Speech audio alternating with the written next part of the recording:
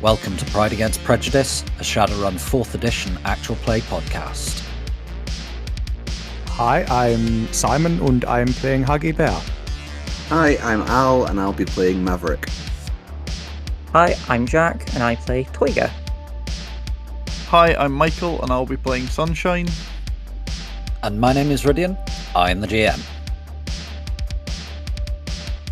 If you would like any bonus content, a link to our living campaign map can be found in the show notes, along with a link to our Discord where you can get occasional bonus episodes, and if you'd like to add locations to the map or just ask us questions, you're welcome to join us there. If you stick about for a few seconds at the end of the episode, we also have a question for you as well. The following content may contain themes and materials not suitable for all audiences. Listener discretion is advised.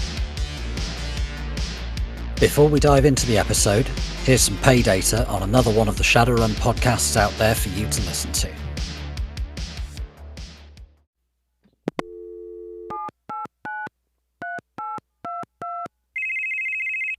Are you trying to serve me a subpoena? No, I'm trying to do some crime. Has this ever happened to you? You're trying to do some crime but don't know where to start? Well, you're in luck, listener. Why not try Sinless Brand Actual Play Podcast and YouTube series?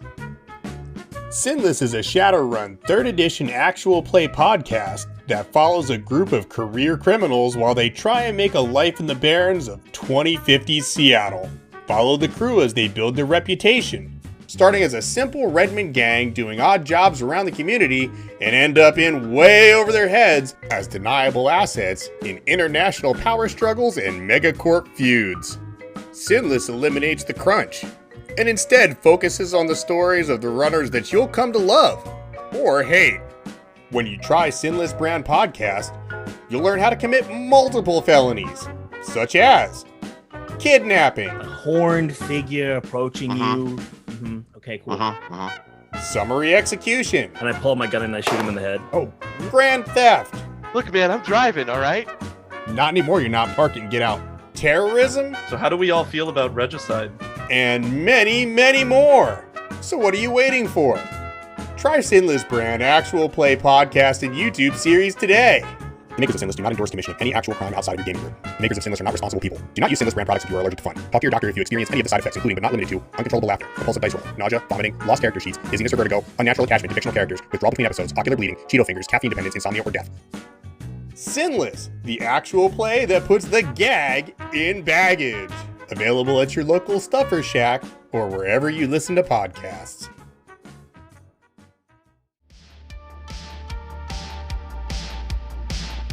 Now that the team have done their legwork on the Oyban, it's time to start finalising their plans and putting those plans into motion, with a little help from some of the other players in the New York shadow scene. How's Sunshine doing, first of all, now that she has her, I think it was a sugar glider and Lagerhosen, I said? It was. Yeah, how is she doing with her new friend? Kinda a little more comfortable. Yeah, trying not to think too hard. Right, so where are we up to? We'd decided, or we'd theorised at least, that both ends of this guy's work-home life were bad places to hit him. Yeah. And our objective with him is a data steal, right? Basically to mug him for a data chip. Right. But ideally, if we can do this in a way where he doesn't know that we've done it. Where the survivors don't know that we've done it. Yes, but that's the same thing. Yes. Depends if he's a survivor or not. If we could just magically clone his data drive, like obviously not literally magically, but if we could sneak in, clone the data, and sneak out without being caught, that would be an ideal outcome. That would be the best possible outcome, yes. Right. I mean, I could create an illusion of one, but it wouldn't fool him, it would disappear as soon as he touched it. That's not a hugely useful illusion. No, I thought I did have like the bones of a plan if anyone's willing to listen to it. Shoot. Go for it. Sunshine, you have many years of service industry experience, yes? That gets an eyebrow. You're ethnically Japanese, you speak the language fluently, you're charming, you're witty, you have ample breasts and a pretty face. Let's just get you a job there as a waitress? Absolutely not. This is a this is a triple A area. What happens if this goes wrong? I get horribly murdered is what goes wrong. I mean, if I'm lucky. Us getting horribly murdered is on a number of outcomes of this run. I'm just wondering if there's some way we can set this up as more of a heist. That would be nice. Yes, we could just kick a door in and start shooting. Or possibly ram his car off the road and start shooting. I mean, we've done that before. Yeah, I'm just wondering if there's a quieter way of doing this. Yeah, that doesn't paint a giant target on all four of our backs. Yeah. I mean, they no doubt have any number of plans for getting out of the house or the restaurant if something goes wrong. And I'm guessing if something went horribly wrong at the restaurant, the plan would be to flee to the house, which is most heavily protected.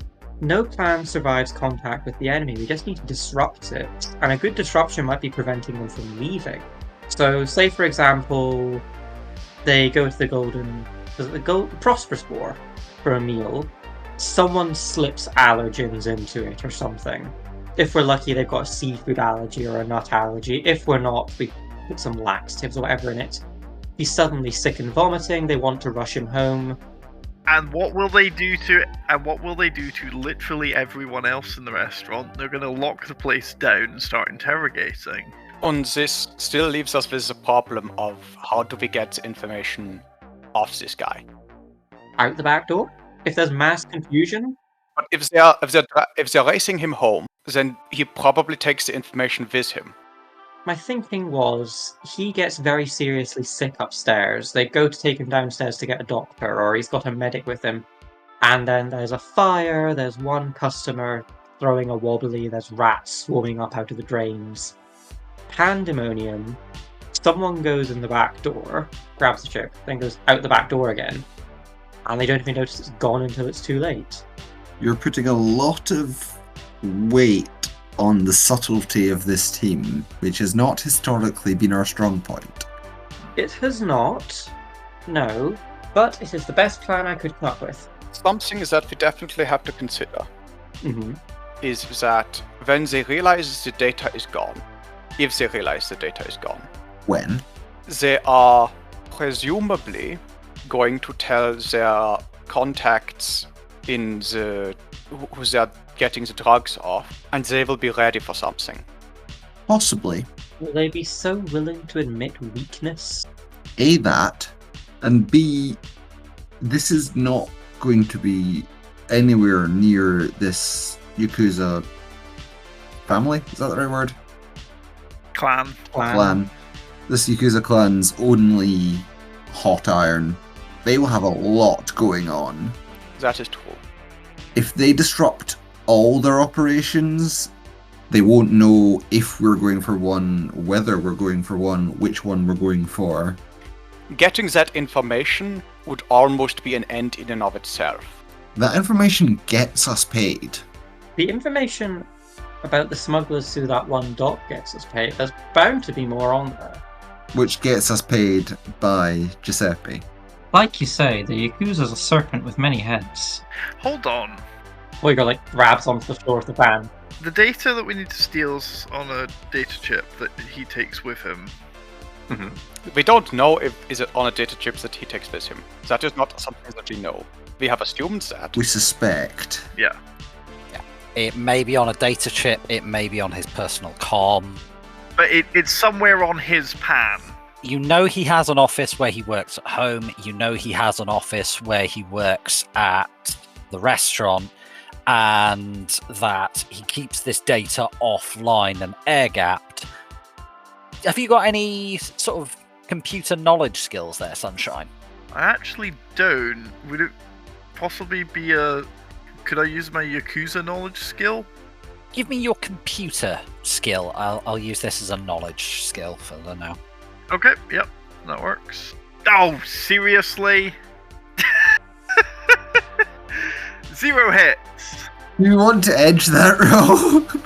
I can't. I'm out of edge for today. Ah, foolish. You're not sure. You know that he's working on it offline. You know that he works on it at the office and at home, so presumably he's carrying it between them somehow, but you're not sure what's likely. Let's say it's on his comlink, so it's part of his PAN, and then when he's in his office at either location, he's logging into a terminal there, and he'll have it on him.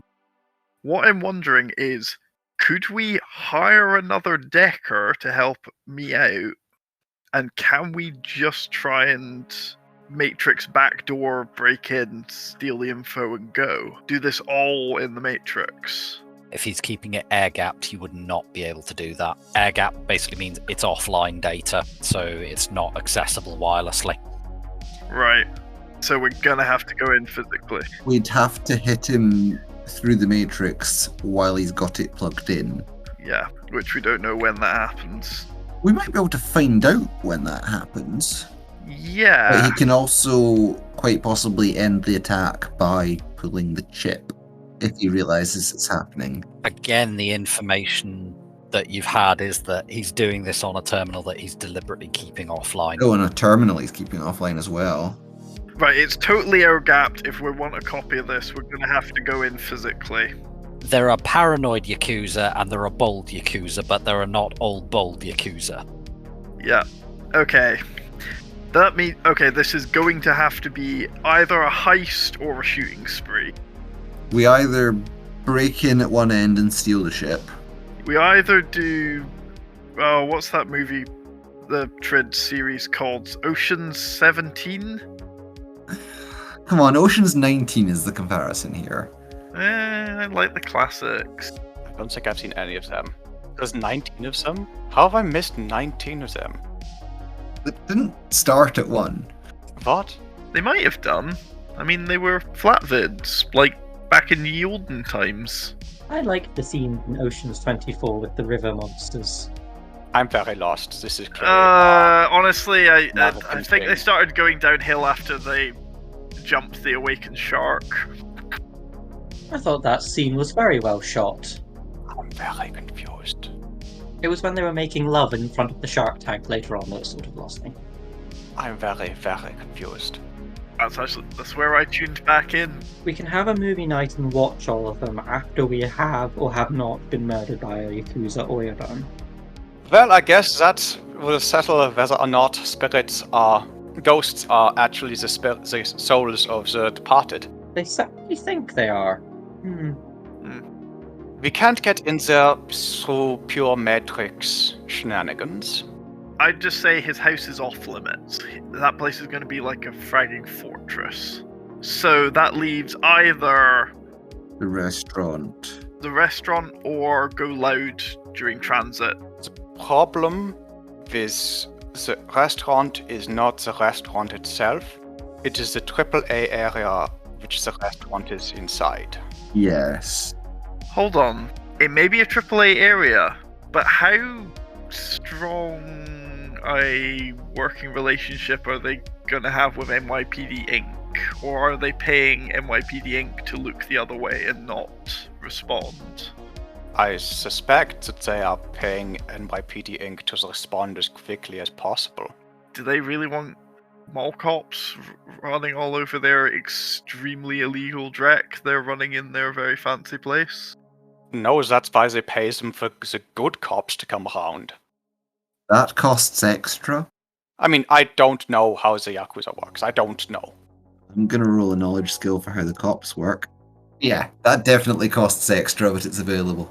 In answer to your knowledge skill roll with 4 hits there, Maverick, it's a different agency, so they might have different procedures, but broad brush strokes. They'll probably pay them off to keep them away from anything they don't want them looking at, but they will more than happily make use of them if it suits their purposes.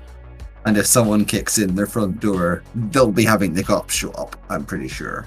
But they might be less inclined to call the cops if it's, say, a heist, because bear in mind, they have their own security.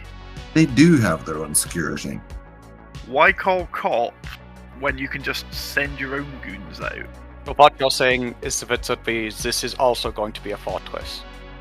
I think it's less of a fortress than the house, and it paints, if we can manage to heist this, that paints less of a target on ourselves than ram-raiding an Oyban's car off the road.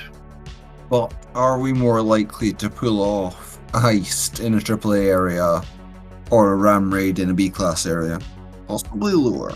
Well, if the heist goes wrong, it turns into a shootout and we're in no worse a position. Except that we're in the center of their fortress. Yup. In a AAA area. Stop focusing on the AAA area. The police ain't coming. Oh, they are. If we start a shootout in a AAA area, do you think the police aren't going to come? They might not go into the restaurant, but... We still have to get out of the restaurant. What's the response time in a AAA area? Can I use that same knowledge roll? Yeah, so with your 4 hits, you think back, if it were the guys you worked for, then it would be first response, which will be astral, might be about 2 turns, so 6 seconds. A patrol, that's gonna take probably less than a minute, and less than a minute for after that for reinforcements to start showing up. It's going to be... That is lightning fast. Boots on the ground will take a bit longer, but first we get something there will probably be drones. And depending on the mage we get, it may literally be lightning response. They'd first send astral response. After that, you'd be looking at drones. And after that, you'd be looking at humans turning up with guns. What, meta-humans? I mean, it depends on how racist the police force is, but yeah. Okay, so let's say we go for the ram raid approach. Are you planning to kill the Oyban? Not necessarily. That can be discussed. Because if we don't kill the Oyban, he's going to be gunning for us. And if we do kill the Oyban, we are unleashing a world of hurt. I think it's worth if we leave him alive, personally. But, again, this is not an area where I'm familiar. This guy killed his own father because he was dishonored. Yeah. Helped him commit suicide. There is a... Okay, honorable suicide. Yakuza are weird. Give me a Yakuza knowledge roll here, Sunshine. Coming up. 2 hits. Somebody helping somebody else commit seppuku. There's elements of helping them to recover their honor, and it's seen as helping them between a father and son in a twisted sort of way. It's like father-son love almost. It's very screwed up, but it's there. Yakuza bonding activities, wonderful. But if what we do shames this guy... He's going to absolutely destroy us or die trying. What happens when the head of a Yakuza clan dies? Is it like with a gang where everybody starts fighting to get the new head, or is it where the next person stands up and goes, right, my job now? I would probably know this, Red. It would be much like any mafia family or organised crime family. If he has an appointed successor, that appointed successor will probably take power. If there's fractures within the organisation, there might be an internal power struggle. There could potentially be challenges from outside the clan, from other Yakuza clans, from other syndicates. It's going to be chaos, is what I'm hearing. So, this isn't a thing we have to do, but if we happen to be going in loud and angry, do we know if any of his lieutenants, we could, make a great show of doing it for that lieutenant, and then if he survives, his focus is now on this apparently treasonous lieutenant who sent runners after him, and if he doesn't, The Yakuza's too busy fighting among itself, with this guy presumably trying to damage control or take advantage, and everyone else doing the same, that they kind of forget about the pack of randoms that killed their boss? Or is that being too optimistic? That's being quite optimistic. I think that pegging this on one of his lieutenants is probably a good way to go. If we can pull it off convincingly. No one's gonna believe it if we just yell, "This is for your lieutenant, you bastard," while doing the heist. There's gonna need to be groundwork. Something that might be worth looking into is what do these guys have as a major competition? Well, other crime families, I'd assume. I mean, there's the Mafia to start with. No, not in the specific, not in the general. In the specific, who is going to benefit from the chaos that we cause? We know at least one subset of one organization. We don't need to necessarily pin this on one of his lieutenants. If we can make it look like another organized crime syndicate hired us to do it, then we start on a war between them and the Mafia, or them and the local gangs, or them and the Triads. Or we do it badly and we piss off 2 crime syndicates instead of 1. I mean, we're pissing off a number of crime syndicates regardless of what we do. Currently 1. You think that the other local crime families aren't going to get pissy about us invading in what might be a local truce? Truces don't apply to third parties, okay? Or have they recently made any peace treaties that were unpopular? We're not aware of anything of that happening. Yeah, we don't know enough. We've not really. We've only just started. This is our second day of looking into this. Obviously, we've got something from our friend.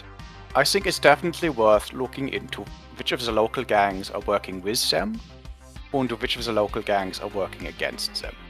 Because I imagine that there's a number of metahuman gangs, talk gangs especially, who are not overly fond of the Yakuza. I was going to say that we don't really need to pretend to be from another gang that wants to strike at the Yakuza. If we can just find a gang that wants to strike at the Yakuza. That being my point. It worked very well when we did it with the Gargoyles and the Ragers. The difference is, in that one, our enemy was a trash-level street gang. Yes. Not one of the major crime syndicates. Yes. And a big player in one of the major crime syndicates. Yes. Say we have to do a smash and grab. Do you want to try and get a bunch of local gangers high on something or other to be bodies in the way of the bullets, or do you want to do it on our own? You make a valid point. It is a good point. If we're taking on a big player, maybe we need the backing of another big player? We are technically working on behalf of one of the big players in this particular instance. You mean the Sons? The Sons and Mom and Orc. Mostly the Sons. However, these are all organizations that... These are all diffuse organizations that act through intermediaries, in this instance us. But would not be necessarily in a position to take over a group of Yakuza operations. I see what you're going with this. If we can... So, that's a thought that has jumped me when you say that. We get paid to get to break up this drug smuggling ring. We get paid to bring the information to Giuseppe. Why don't we see if somebody is willing to pay us to kill this guy? How do you plan to go about canvassing for assassination contracts, okay? I don't have a plan. As I said, this is something that literally came to me right now. I mean... Yakuza, across most of Sixth World, the Yakuza have 2 main other groups that they run into and tend to have turf wars with. One is the Vori, the other are the Triads. Sunshine drops into Chinese and says, well, I don't have any Russian contacts, however... Hage just looks very confused. Mav looks blank. You could literally have said anything there, Sweetness. But I guess that was Mandarin, and I guess that means you know something about triads. Not much, but I speak the language, which is a start. Unless anyone's got any Vori contacts. Not a one. If we just beat up a bunch of Russians, we could go and ask them. You mean the one whose pirate ship we ruined, and then sold to the Blue Chainsaw's? Yes, that one. Who then chopped it to pieces? Yes. I don't think we should go and see those guys. We don't know if they have anything to do with the Vori. It's just a bunch of Russian gangsters running a major people smuggling operation in the center of New York. You literally just described the Vori there, sweetie. I'm aware of that. I was being sarcastic. I suspect that they had connections to the Vori. And if we go up to them and say, hello, we are the people who ruined your pirate ship and your people smuggling, we would like your help, they might start laughing just long enough for us to be shot in the back as we flee out the gates. I think they'll shoot us in the face. I don't think we'll have the time. Yes, but they've been laughing so long and so hard at the utter ridiculousness of that suggestion that they've decided to shoot us in the back. Okay, no, yes, I see where you're going. Maybe that could be possible. So, should we file that under bad ideas? I think we file that under bad. I'm fairly certain that getting shot by the Vori is under the bad ideas. Yes. Rid. Yes, Michael. I'm gonna send you a message rather than saying this out loud. Actually. All right. Where you at? There. Also, I love how this escalated from pickpocket to murder. The solution is murder. We just need to find the right problem.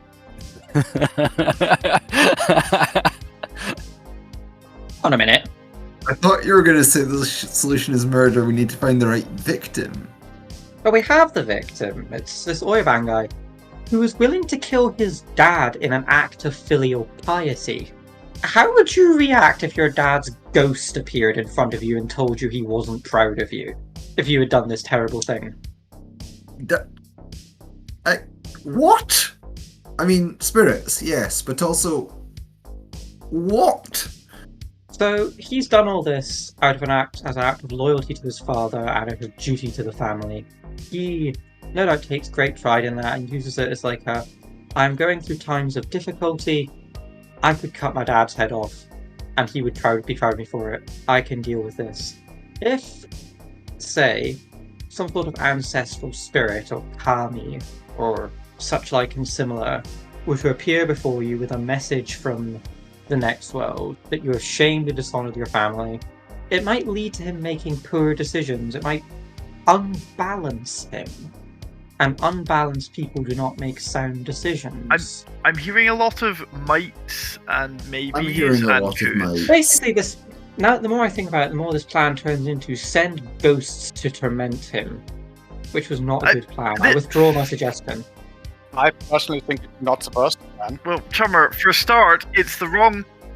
What in game? What date are we on roughly? Where in the year are we? Not Christmas. Right.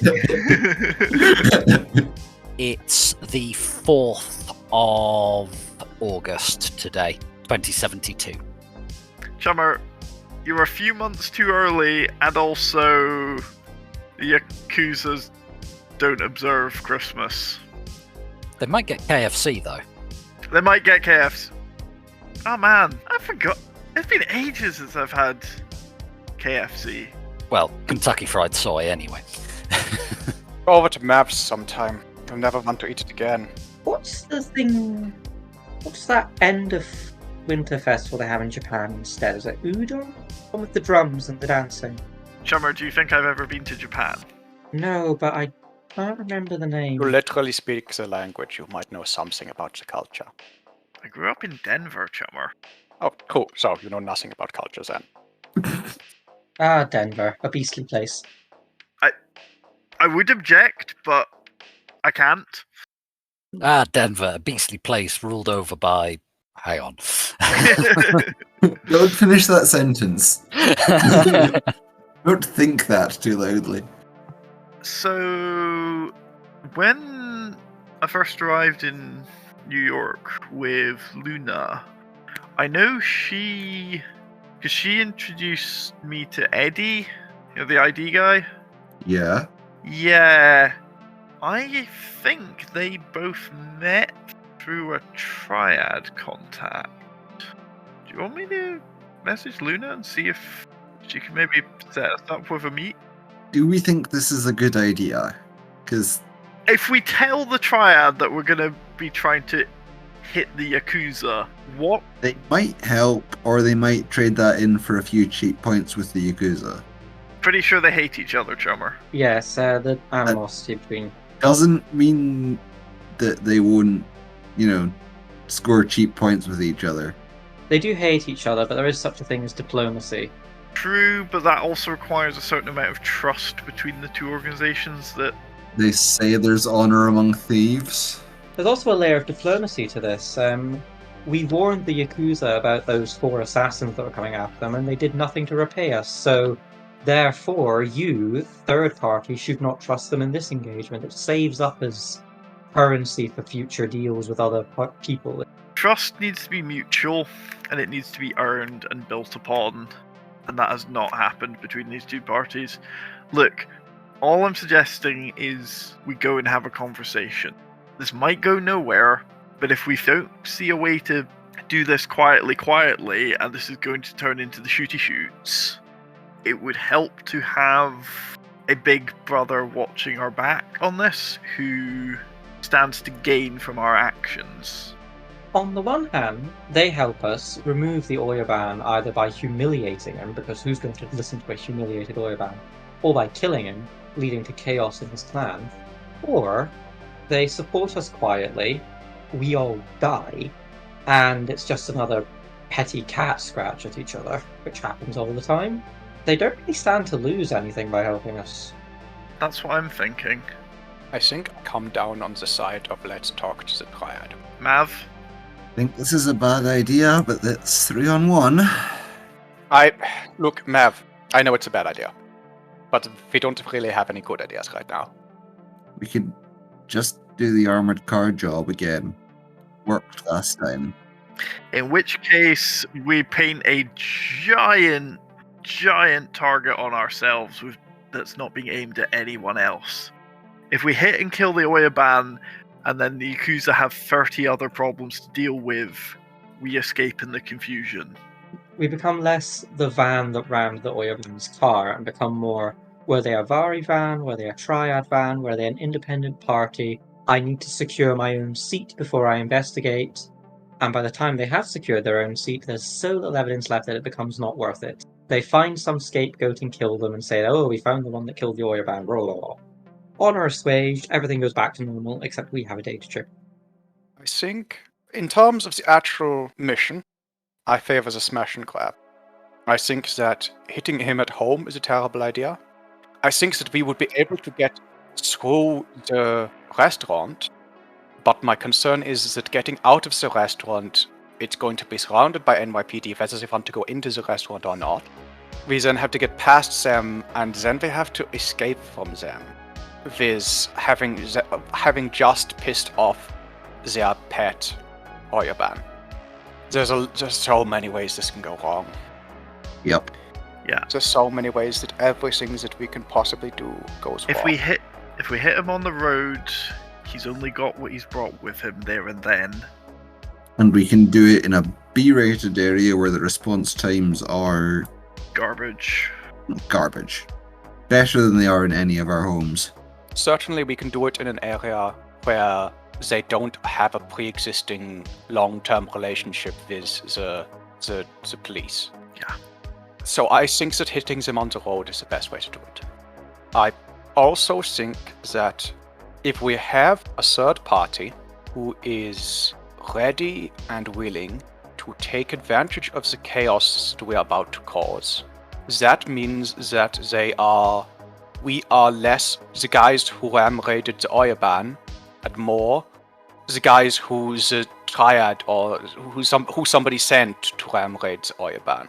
Yeah. I understand how this is, how involving ourselves in this, the politics of it are bad, but I think making this a personal thing is worse. I agree. It also might give us a future contact with the Triads?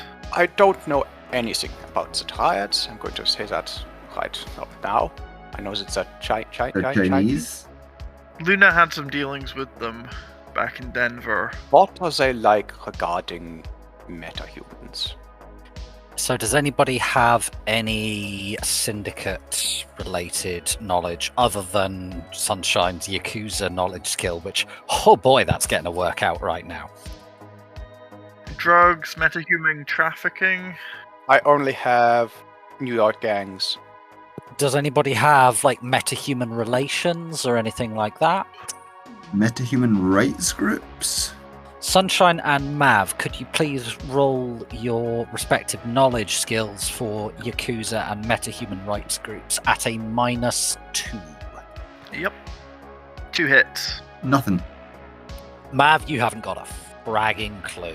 Sunshine, with your 2 hits on Yakuza knowledge, well, you know the reason that some of the more traditional Yakuza groups hate the Triads so much is they have a lot of metahuman members and are absolutely okay with magic. So, yeah, guys, let me put it this way, if the 4 of us go to meet the Triads, they'll have troll-sized chairs. That's a good sign. Mav, did we not do some work for a Chinese lady a little while back? Roll me memory. That's 4 from Huggy. Also 4, crikey. Nice. So, yeah, you're both going, yeah, that older Chinese lady from Wuxing, we did the smash and grab for her. We bought a bin lorry off the blue chainsaws and everything. It was great. She was the Johnson for that job as well. I'd forgot, out of character, I'd forgotten which job she was the Johnson for. How more things change, the more they stay the same. She was corporate, though. She wasn't inherently organized crime. She was one of those things, people who deal with Shadowrunners. She's probably also involved with the Triads. No doubt she dealt with them.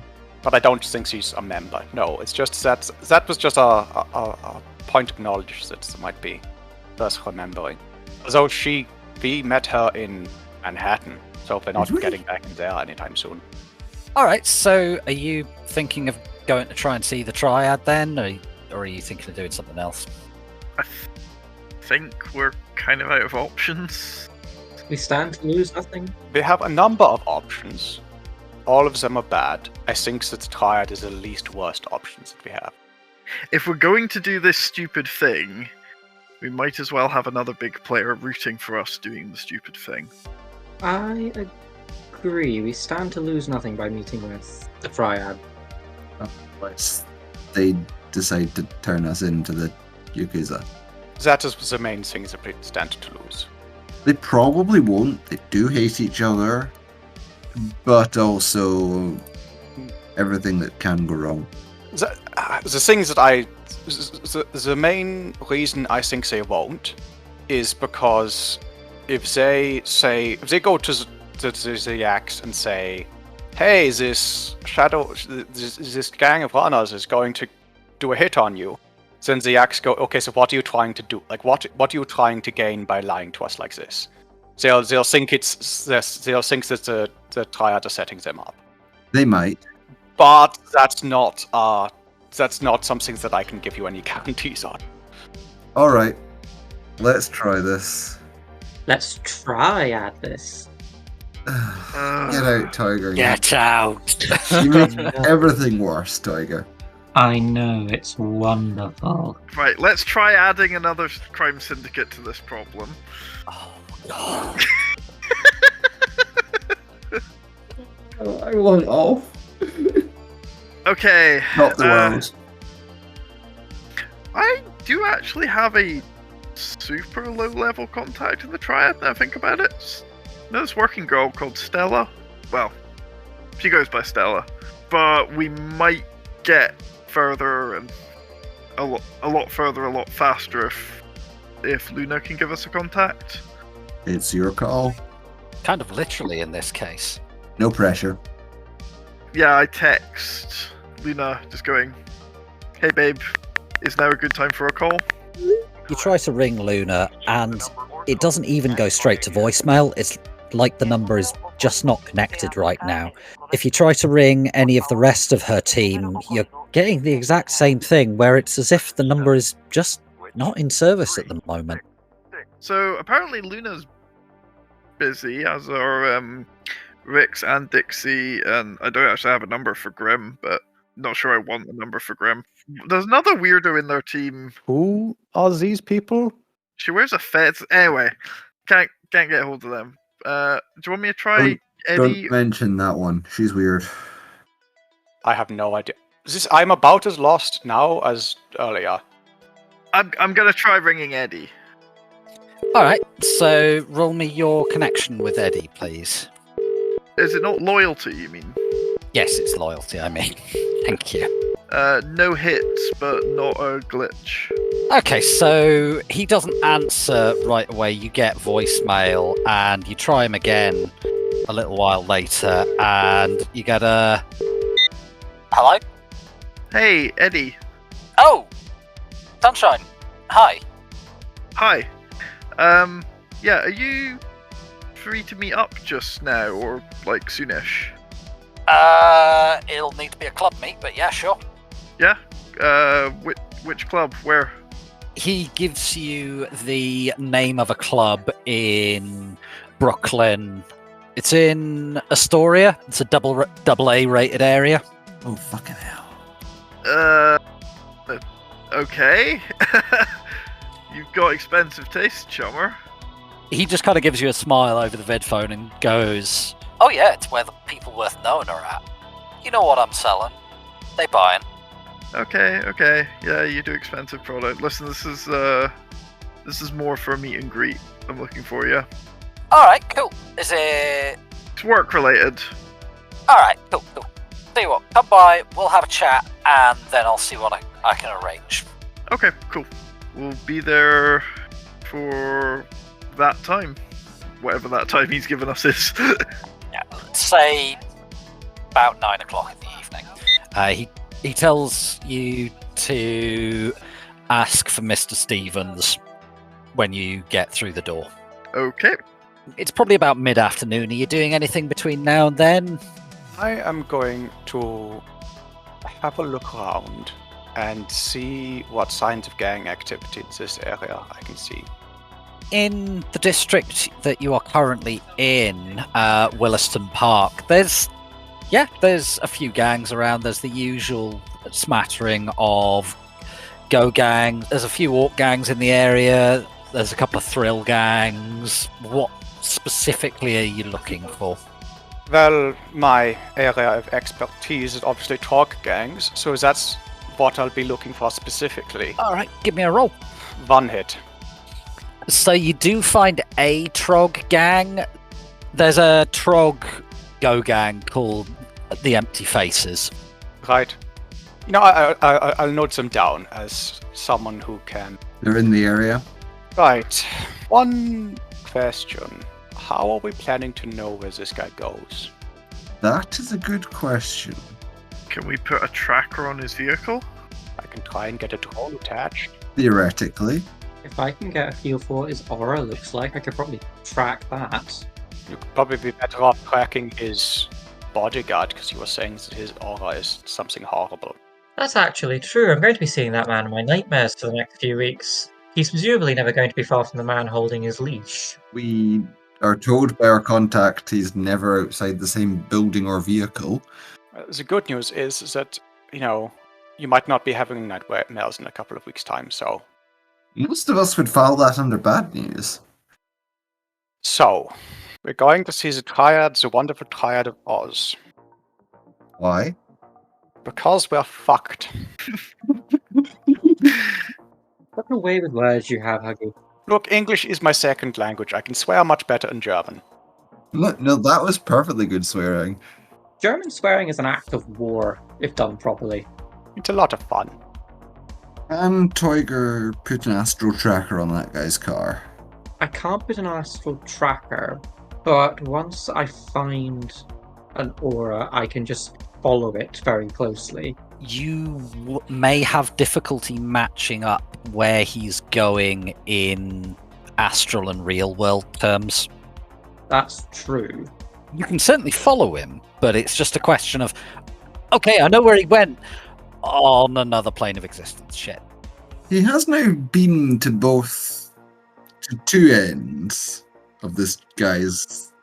Yes, but if this guy has any sense, then he's not taking the same route every day.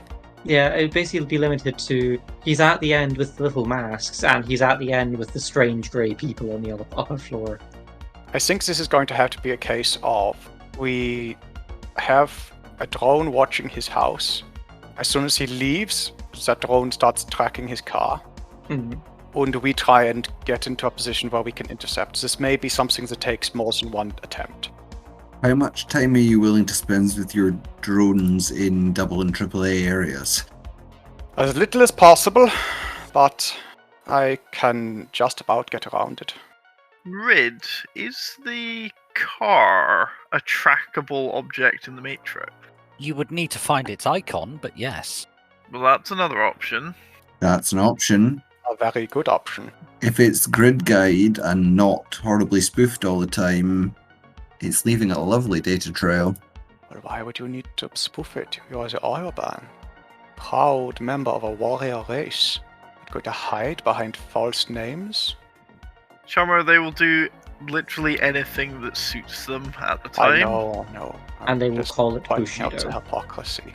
I'm just relishing the idea of, standing there in front of him, top knot in one, like his top knot in my hand, telling him all about how his most loyal men betrayed him, pointing out his hypocrisies, watching him wet himself in fear, kicking him a bit more, kicking him a third time, kicking him until my leg gets tired, getting a spirit to kick him until its legs get tired. You are somewhat vicious sometimes, Tiger. I hate him and I want him dead. Can you blame me? No, not even slightly. Meet with the Triads, see if they're willing to give us their auspices to go ahead with this, and then they'll have escape plans. No plan escapes contact with the enemy. Create as many points of contact as possible, throw as much into disarray as possible, take the chip from him. And we disappear in the noise. Yes. If possible, kill that horrific thing that pretends it's still human. If possible, shame and humiliate him so that his position is weakened. Throw the clan into disarray and let the gangs forget about us as they scramble to take advantage of this change in the game board's position. I think this is a terrible plan. I think it's the best plan we have. Yep. Alright. Are you going to track the car first, or are you going to your meet with Eddie first? This is day 2, yeah? Yes, this is day 2. And we have 2 weeks. And we have 7 hours before the meet with Eddie. It might actually take 7 hours to get across to New York. Never mind. Also, I'm not taking the van into a AA area. It would get stopped and possibly shot. One of the two. As, might we. I mean, it may get shot then stopped. If you shoot it enough, it'll stop. Yeah. I can get us to Hunter's Point, probably, without any major issues. But I am going to make no bones that I don't like going into AA areas. Neither do I. What is Eddie doing at a club in the AA area? I don't even know who Eddie is. He's an ID forger. Ah, right. You need a work pass. He's the man to speak to. Oh, that'll be how you manage to hold down proper jobs. I don't know. Why would people in the AA area be buying forged pass? I suppose you need a forged pass to get into a AA area, but then surely... Oh, I don't know. You only need a work pass to get into Manhattan. Anyway, the last time I went into a AA area, I got cased by the police. And it wasn't a lot of fun. Admittedly, I didn't exactly react in the best way, but that's because I was getting cased by the police. I'm going to stay with the van. I mean, walking through a AA area isn't ideal if you're apt to draw attention, but it's going to draw more attention than a dirty great van with a gun on it and 2 drugs at the wheel. I was trying to think of a polite way to say it, but Just yeah. say it. That's not going to... Well, first of all, I won't be at the wheel, so that's not a problem. No, I will be. And second, if I stay in Hunter's Point, that's a D-class area, that's not going to be a problem. drive us most of the way there, and Sunshine and I will walk. We're really sending Tiger to a meet? Ah, it's Eddie. You'll get on fine. I can be charming if I want to. Therein lies the issue. I just prefer to be my honest self around people. Therein lies the issue. We know. So, if you think that you need me, then I will come in. But if you don't need me, I think I am only drawing attention to us. Yeah, let's send Tiger and Sunshine to meet Eddie. There's no reason you can't drop us off and go work on tracking the guy's car. I mean, we've got like 7 hours. We could do some work on that now. We probably need Sunshine for that. That's the problem. There is the option of get Sunshine to track it in the Matrix, or there is just the old-fashioned careful driving approach. Ah yes, one of the skills that our party possesses. Careful driving. I can drive carefully. Is you driving carefully like me being not a pain in the ass to sit next to on a flight? I've never been on a flight with you, so I can't say. You're one of those motherfraggers that always puts the chair back into my knees. Yes. And then doesn't wear my headphones when I'm watching Bollywood dramas. You absolute antisocial bastard.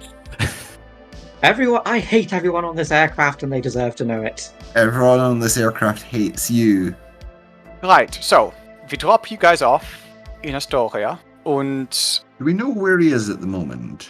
We think he's at his house at the moment. Yes, we saw the bodyguard at the house. How long ago was that? When was Tiger doing astral reconnaissance? That was probably a couple of hours ago.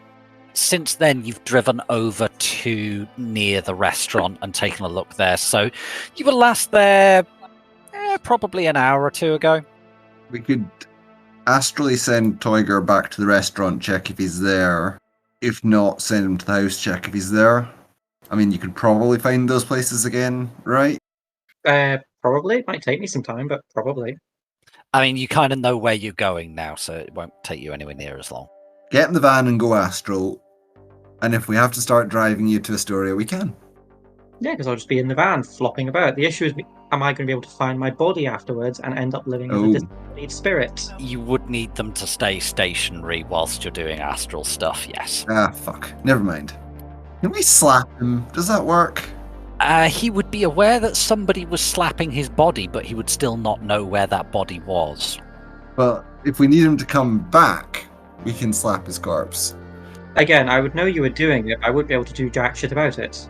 Unless you come back. I can't find my way back. This is before we move the van, not after. If we need to move the van, we slap the shoes before we move. No, that works. Then you know that you've been slapped, then you come back to where your shoes are sitting, which has been moved. And then we move the shoes with the spirit attached to them. You're just looking for an excuse to slap him, aren't you? I'm looking for an excuse for someone to slap Tiger. I'm not going to tell him who. As long as you agree to stop hitting me when I get back. I've now just got this mental image of Huggy and Mav in the back of the van playing rock, paper, scissors to see who gets to slap that Tiger. We draw both? Go recon. I tell you what, I'll just abstract this just to save a bit of time. Tiger, just give me... There's not really an astral search skill, is there? Give me an astral perception check for nipping back to the restaurant. 3 hits. Yep, he's not there. Okay. Roll again for the house. Yeah, I'm not going to make you roll to evade the spirits because you've done it once already. But if you're going to be doing anything more significant, you will need to. 3 hits. Yep, he's at home. The spooky guy's at home. Yes. But we're led to believe that he is always in the same place as the Oyban. Is the spooky guy doing anything interesting? Is he just sitting in any room? Can I gather anything about? You would need to A-sense him. Let's do that then. 4 hits. So his aura's relaxed. It's like a pale blue colour shot through with little pink streaks of anticipation. I wonder what he's anticipating. Dinner, probably. I mean, aren't we all? I do like dinner. Okay, I zoom back to my body. Whilst everyone's talking about dinner, Sunshine's just made herself a self-boiling noodle cup I hope you brought enough of those for everyone, Sunshine. No. Are you now getting stared at by a hungry orc and a hungry troll? Yes, on my part. It's like being stared at by particularly large and tusky Springer Spaniels. The Springer Spaniels don't usually have machine guns. Never ever give a Springer Spaniel a machine gun. Sunshine just looks across the two and goes, "What? You guys didn't pack lunch?" Huggy is in her cocoon, so she's not even seeing it. You have internal cameras, don't you? Yes. At this point, I sort of like sit upright, it's like, I got back before any of you could slap me. Welcome back. Where is he then? He's at, well, the thug is at home. How long was Toiger out for? Probably no more than about 15 minutes tops. Oh, never mind. That's about how long it takes to make a self-heating noodle. They're done in 3 minutes. That's what it says on the packaging, anyway. You really don't want to eat it right away. Give it a little bit of time to get, properly soft. Otherwise, it's like crunchy. Want some crunchy. I like that. You're weird. Yes, but you're sick and wrong. They're good when they're crunchy. Thank you, Toiger. Toiger, these are soy. I learned that the hard way. Or should I say the people I was rooming with at the time learned that the hard way. They made me sleep in the corridor. So I've got my own place now.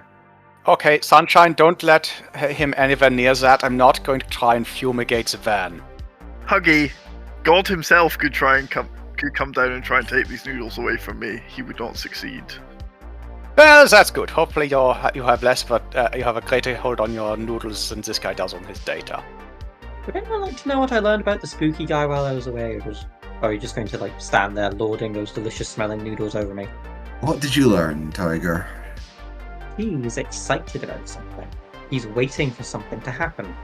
That's almost nothing, yes. Like right now, or in the near future, or like excited for noodles, excited for ultraviolence, excited for a sports game, excited to go home.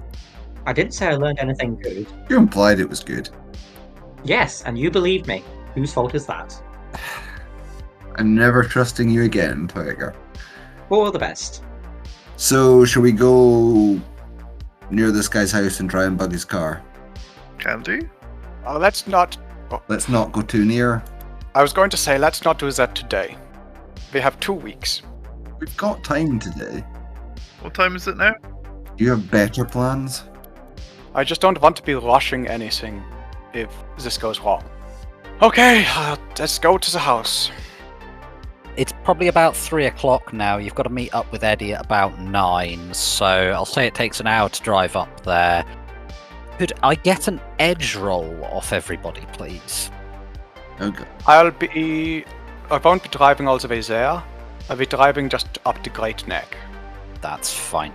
And I'm just going to assume that, again, I'm abstracting this a little bit just for the sake of brevity. 1 hit. No hits, critical glitch. Oh, sake, fuck. Tiger. That's 2 hits from me. You've sat there keeping an eye out, waiting for him. You've got Toiger on Astral Overwatch, and he goes, there, that one, follow that one, pointing to a car going past. And you follow it for a little while. It seems to be heading back towards Brooklyn, and it eventually stops, and a guy who looks like he works security gets out, and he's an elf. And he looks like he's taking off his uniform and going into a house, or at least an apartment block. Is this the dude? No. He's an elf. He's got 2 blatantly obvious cyber arms, though. I Also, he's an elf. was mistaken. So, of course, it's not his bodyguard. It's an elf. This sort of stuff can be difficult to tell. Don't you know there's no metahumans in Japan? Yeah. Well, there are now. Didn't used to be. Depends who you ask. That's cool. Anyway, okay, not our guy. Let's go back to the house. What's the time? So you don't really have time to go back to the house now if you're going to make you meet with Eddie. Try again next time. Right, we'll try this again. Maybe not tomorrow. The day after. I don't want to be coming up here too often. Don't want to be too obvious. We got time. We have plenty of time. You head on over to... I'm assuming that Sunshine's making her way, like, on the subway or something, as Huggy said, yeah, I'm not taking the van there, to... We're going close, Huggy said. I'm happy to drop people off in... Hunter's Point. Yeah, Hunter's Point. Yeah, and you can just go a few subway stops from there, which will get you relatively close, and you can walk the rest of the way. Who's actually going to the meet? Me. What are you wearing? I'm going to be wearing my leather jacket over the top of fairly ordinary looking clothes. Okay, and anybody else going? Me. But I'm going to use a knowledge skill before I decide what I'm wearing. Alright, what knowledge skill is this? Fashion. I got 1 hit. Yeah, this is a AA rated area. This is a pretty fancy nightclub. You're going to want to wear something nice. Even if you're looking scruffy, you've got to look fancy scruffy. My lined coat's a go-to. There's like some artful blood stains on it. It's a bit ragged around the hems and edges and everything. Under that, it's going to be rough hipster chic, I suppose. Like a sort of old, battered-looking waistcoat that was made to be old and battered-looking. Same with the trousers, pointy boots with the heels. I'm trying to look rough and disheveled and hipster, and only some of what I'm wearing is fake rough and disheveled and hipster. You look... there's a word for it it comes up in Terry Pratchett book. Deshabillé, that's it. Yes. You look posh people scruffy. Deshabillé. Wizard core. However, you run your eye over Sunshine and you're going, you're not going to get in that. Darling, no. You're not going to get in that. You could have told me this before I got on the subway! But I didn't see you getting dressed before you got on the subway. We were in the van! Together! I assumed you would have a change of clothes on you. Ooh, actually, if you've got like some sort of harnesses or like skimpy underwear in the van, you could wear that as like sort of artistic expression thing. That might get you a bit... Strong might. I didn't think it was that sort of club. So it's not, but by deliberately avoiding the dress code, you are yourself making a statement, which is part of the dress code. What in the rich people are you talking about? Don't try and think about it too long, you'll end up like me. Yeah, I make statements as of ever fun. Rid, can I roll edge to see if my Actioneer's business suit is in my bag? Yes, go for it. Yes! Yes! I have a change of clothes! You have 1 hit, you have a change of clothes. Well, would this do? I show him my Actioneer's business suit. Toiger? So Toiger sort of reaches like up behind his back and pulls out...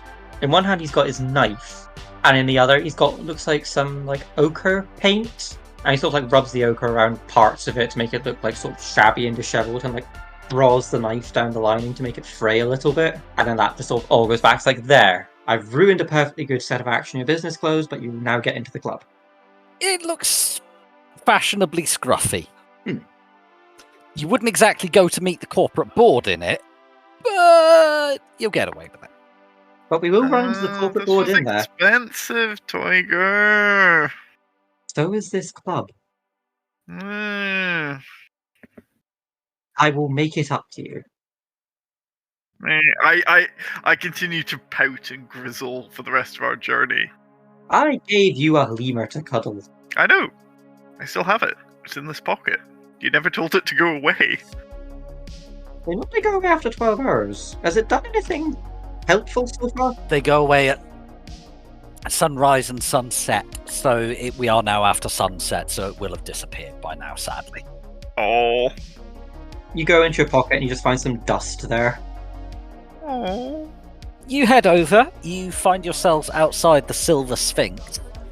Yeah, this place is nice. There's quite a big queue outside to get in as well. Are you getting in the queue, or are you talking to the bouncer who...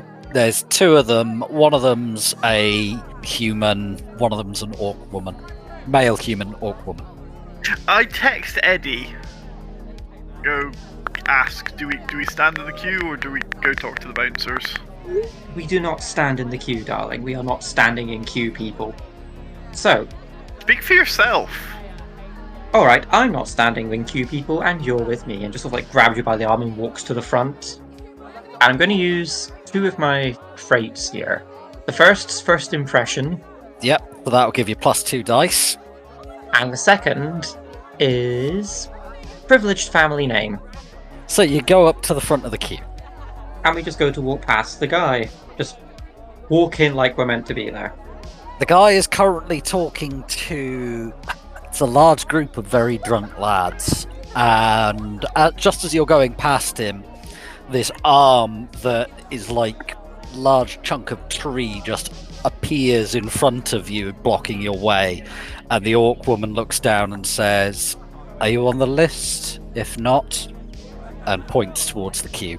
No, I think not. And I go to walk, like I gently sort of like push the arm out of the way and go to walk past her again. The arm just doesn't move, and she just smiles at you and says, "Name on the list or queue, sir." Who are you? Sorry? I'm the person who decides who gets in. We're here to see Mr. Stevens. You hear a very small squeak go out of Sunshine. Do you have etiquette or anything similar? Yes, I have etiquette. So do I. Shall I roll it? Yes, please. 5 hit. 3 hits. I'm going to take Sunshine, as she was the one actually giving them something to work with, rather than just staring at them and trying to walk past them. She says, "One moment, please." Looks through her AR for a moment and says, "Very good. Upstairs," and lowers her arm. Here we go. So I continue hanging off Toiger as playing the arm candy, but as we go past, you said it was an orc lady bouncer? Yes. Yeah, as we go past the orc lady, just whisper to her, "Thank you." She gives you a slightly surprised look and then a nod. Never thanked help. It'll make you stand out. Toiger, I'm starting to think you might not be a very nice person. No, but the people who come to these places regularly are not very nice people. You can't be treating people like people. It will make you stand out. I don't know how to respond to that. I had to survive in this world for a very, very long time. You don't come out of it a nice person, but you survive by learning bad lessons. Anyway, where's this friend of yours? What does he look like? Perhaps we can buy a drink that we won't have to remortgage our homes for. You do have to drop 300 new yen on the cover charge to get into this place. Sunshine looks fucking aghast at this as someone who, hoards food. What, a normal? Yeah. Is that 300 each? Yeah. I have no money! Well, looks like Toiga's dropping 600. I was going to offer to anyway, as a way of an apology. So you head upstairs. Yeah, this place is nice. Everybody here is either beautiful or has enough money to make themselves beautiful by whatever means necessary.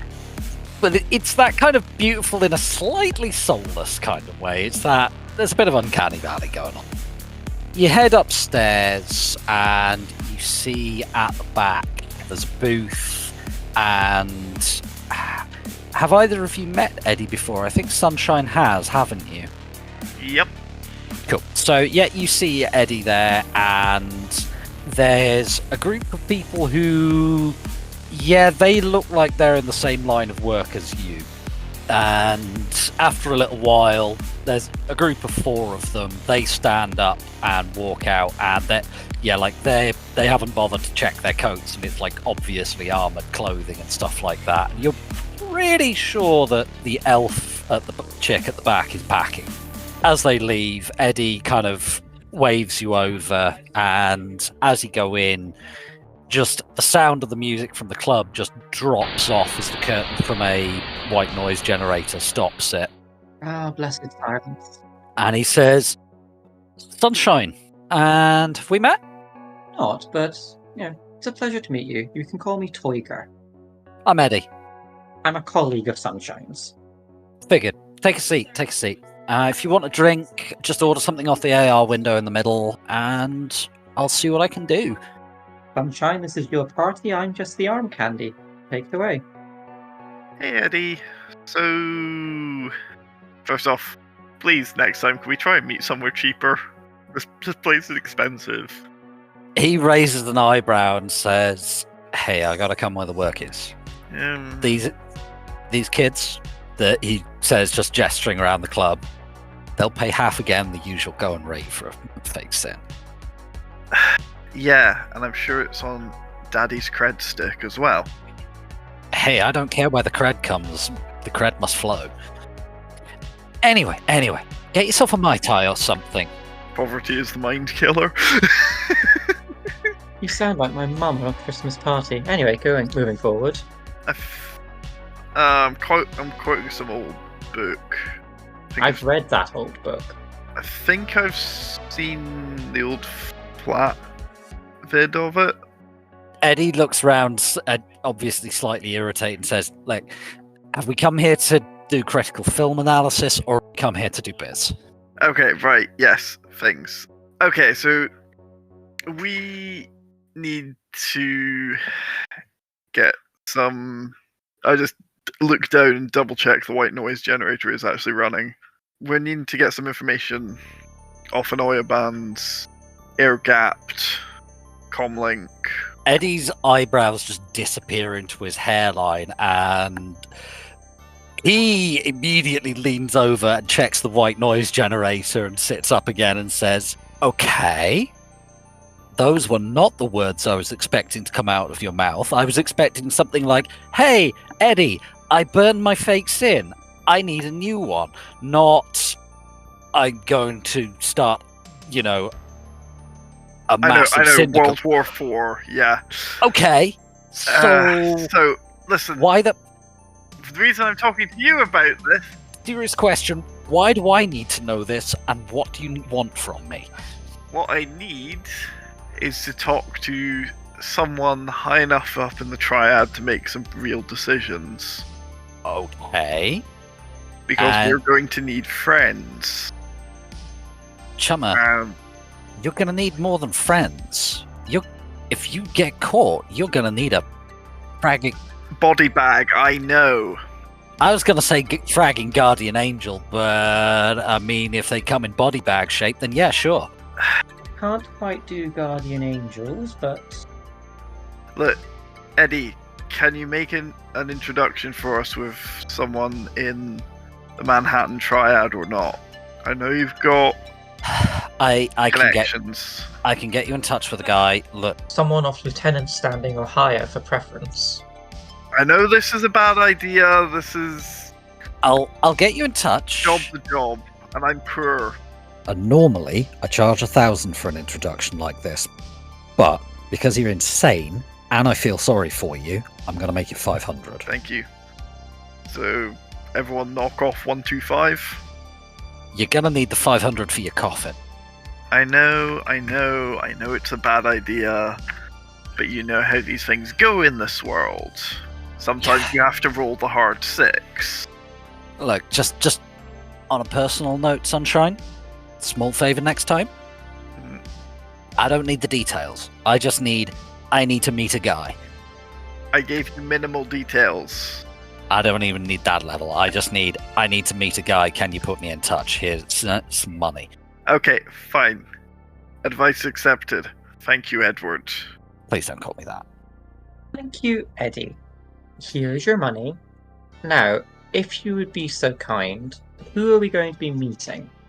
What's the dress code? Are there any gifts we could bring to show our respect? I'm going to need a little while to think to work out who best to put you in touch with. It'll probably be in Manhattan. You'll need passes if you go in there. Do you have passes? Yep. I do not. I got passes. What? Just turns and looks at Toygar, goes, Toygar, how do I have a work pass and you don't? I've never worked. Why would I want to go to Manhattan? What is there to entice me? The Triad. But what was there to entice me before, apart from insufferable rich brats, one of which I used to be, wage mages who would sooner cut off their own right arm than speak to a spirit before they bound it, and insufferable upper-class twits that I must fight with every aspect of my being the urge to strangle. Since we're here, Eddie, if you'd be so kind to sort out my colleague here with an appropriate blue pass, perhaps? Certainly. I have a fake ID you can work from. I don't know if that's helpful or not, but it exists. I do need a SYN to attach it to. What rating's your SYN, Chummer? It was rating 4. The name on it was one of my dad's junior secretaries. I don't care about the name. I can get that from the SYN. Alright, so blue pass is it, yeah? Yes, please. Alright, so this will get you... Do you need a vehicle attached to it? No, I can't drive. Alright, that'll get you access to 9 districts of Manhattan. I'll load it with the one you're going to need. It's going to be Chinatown. Just tell me what other 9 districts you want. We'll load those on. How many do you get with a blue pass? 9.